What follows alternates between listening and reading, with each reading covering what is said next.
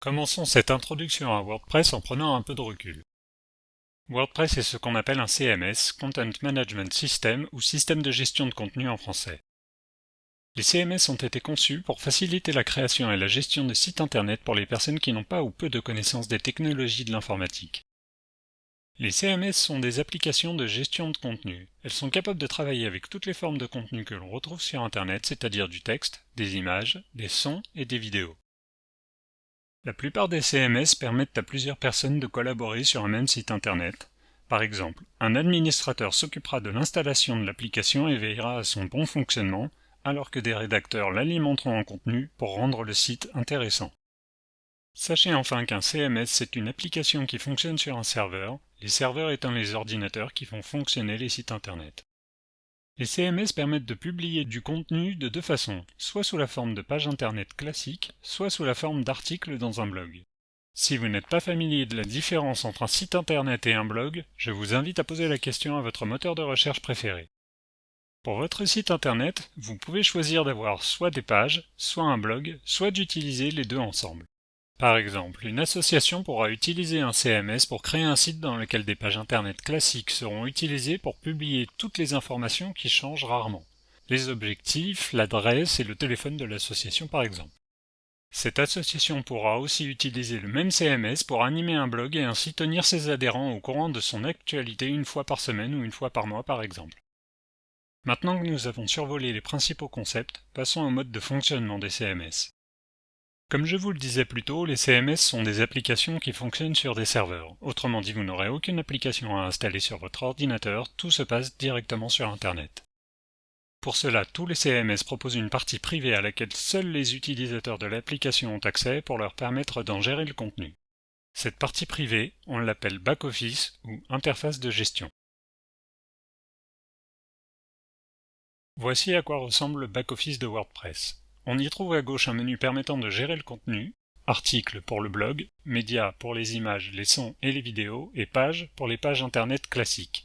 Lorsque vous souhaitez ajouter une page ou un article, voici l'écran qui s'affiche. Nous détaillerons tout dans une autre vidéo, mais vous pouvez déjà constater la simplicité du back-office et surtout l'absence totale de code informatique. Il vous suffit de donner un titre à votre page ou article dans le premier champ en haut, puis d'en rédiger le contenu dans le champ suivant.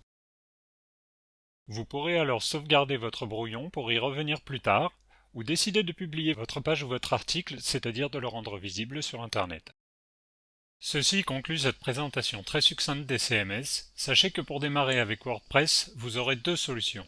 Rendez-vous sur www.wordpress.com, ouvrez un compte, puis créez votre site ou votre blog gratuitement sans vous soucier d'acheter un nom de domaine, un hébergement ou de vous embarrasser avec l'installation de WordPress sur un serveur. Cette solution vous donnera accès à un grand nombre de fonctionnalités, mais sachez qu'il y a certaines limites. Sans nom de domaine et sans souscrire à l'une des offres payantes de WordPress.com, votre site et vos adresses mail finiront toujours en .wordpress.com. Autrement dit, vous n'aurez pas de véritable identité pour l'ensemble de vos activités sur Internet. La personnalisation de l'apparence de votre site est très limitée dans les premières offres de WordPress.com. WordPress est capable de fonctionner avec un très grand nombre de petits programmes souvent gratuits que l'on appelle extensions.